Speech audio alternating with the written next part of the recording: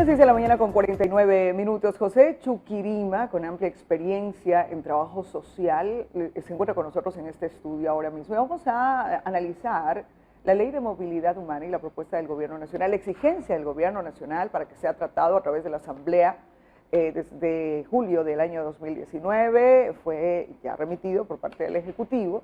Y en estos últimos días, y sobre todo desde el último día sábado, en el que ocurrió un hecho que alarmó al Ecuador entero en la ciudad de Quito, el asesinato de una mujer de 68 años por parte de un ciudadano venezolano de 18 años. Saca a la palestra nuevamente este tema, pero es tan delicado porque a veces también con este tipo de discursos se aporta el tema de la xenofobia. Por otro lado, se evidencia, o al parecer tenemos la sensación de que absolutamente todo lo malo que sucede, todos los delitos es básicamente por ciudadanos venezolanos.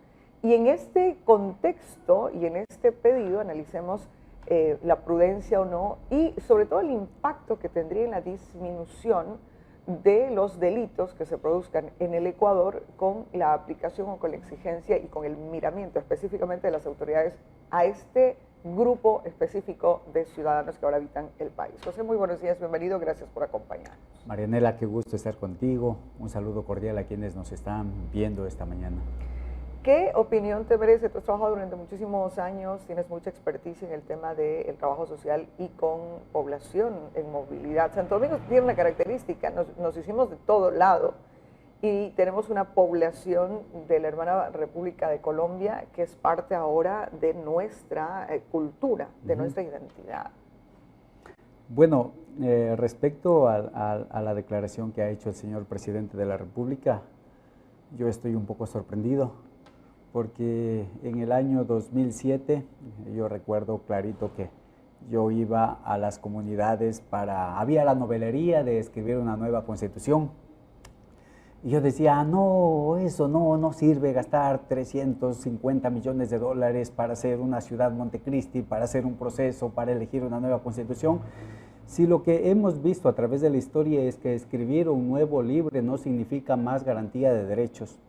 Y entonces, claro, 80 y algo por ciento de la población en el Ecuador dijo, sí, queremos nueva constitución y aprobó la nueva constitución. Y la nueva constitución lo que es una constitución que garantiza derechos. Es una constitución que pone a los extranjeros en la misma condición de los nacionales. Y nosotros miramos el artículo 9, el artículo 11 de la Constitución, el artículo 40, la Constitución que promueve la ciudadanía universal, la integración latinoamericana. Entonces, ver ahora la declaración del señor presidente como que uno dice, este presidente, ¿dónde estaba cuando ellos mismos impulsaron la nueva Constitución? Porque esta declaración va en contra de lo que establece la Constitución, una Constitución que garantiza los derechos y que pone en el mismo nivel ecuatorianos que extranjeros, que disminuye incluso la condición de extranjero para que todos seamos ciudadanos universales. Entonces es una preocupación que a mí me queda. Ahora, pero es la ciudadanía la que aprobó la Constitución finalmente a través de una consulta popular y es la ciudadanía que aprobó esa consulta popular que ahora en la aplicación posiblemente no siente todas las ventajas, porque básicamente lo que se dice es, analicen bien quién entra a este país, porque queremos recibir a los buenos, y lo dijo el presidente de la República, este país está abierto para todo el mundo que venga a disfrutar de lo maravilloso que es el país y aportar, pero no queremos recibir a ciudadanos que en su propio país han cometido hechos delictivos y que lo están cometiendo en nuestro país también. La idea es quiénes son los buenos y quiénes son los malos. Y hay estudios que se han hecho en el mundo y también se han hecho, el último estudio sobre discriminación y xenofobia se hizo en el año 2018 para el Ecuador. Y ahí cuando uno piensa quiénes son los buenos y quiénes son los malos y se consulta. Y bueno, recordamos década de 1980, ecuatorianos yendo a Venezuela.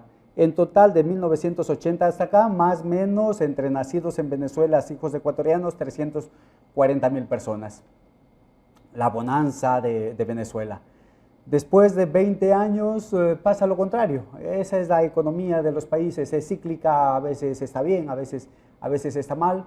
Y en los primeros tiempos de bonanza, cuando el Ecuador empezó a sacar reportes que el Ecuador es un paraíso, y si ahora mismo nosotros miramos cifras de desempleo del Ecuador, 4.3% de desempleo, ¿quién no se maravilla ir a un país donde no hay casi desempleados, donde Ecuador es un paraíso? Incluso se hizo un video de Ecuador que es un paraíso. Entonces empezó a venir gente de Venezuela, y los primeros que empezaban a venir eran los que tenían una condición socioeconómica más o menos alta, que podían pagarse el ticket del avión o tener buenas condiciones, y que además... Para llegar a instalarse, ¿no? Y que además eran blanquitos, no tanto como Chuquirima, un poco morenito.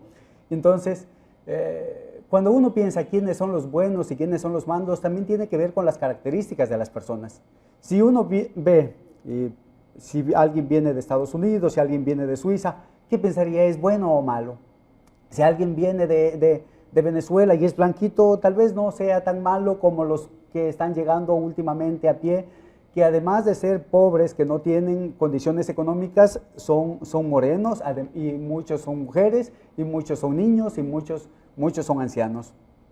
Entonces, esto de los buenos y los malos tiene muchos criterios. Por supuesto, pero es una percepción personal, pero sí necesitamos que un gobierno filtre quién entra a un país y por supuesto, somos de puertas abiertas, pero para tomar hasta las respectivas medidas. Es como cuando usted invita a su casa.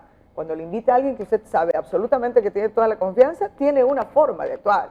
Pero si le invita a alguien que posiblemente tiene un perfil psicológico distinto, hasta la gente se prepara para recibirlo, obviamente, sí, pero tener la seguridad. Sí, de hecho, ya en los mecanismos jurídicos hay pasado judicial, hay visa, hay una serie de documentos que se pueden exigir a las personas que quieren ingresar al país.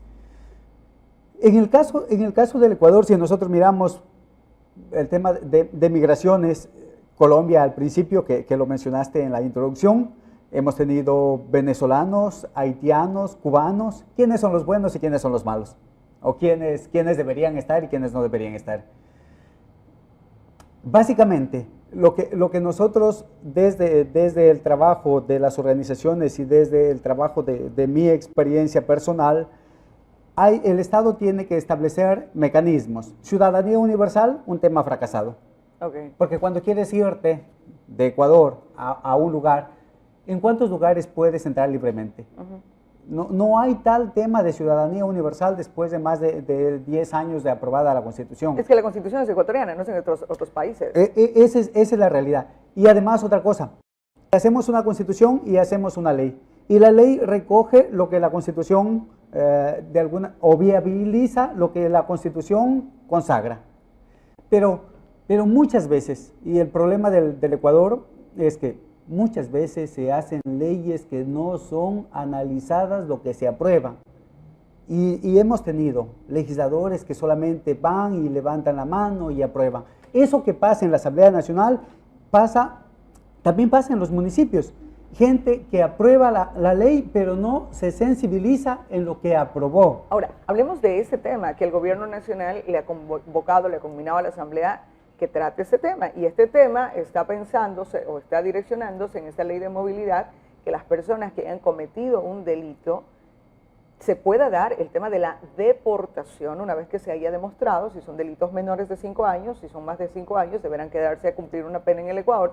Pero esto, ¿qué tan cercano a derechos humanos está?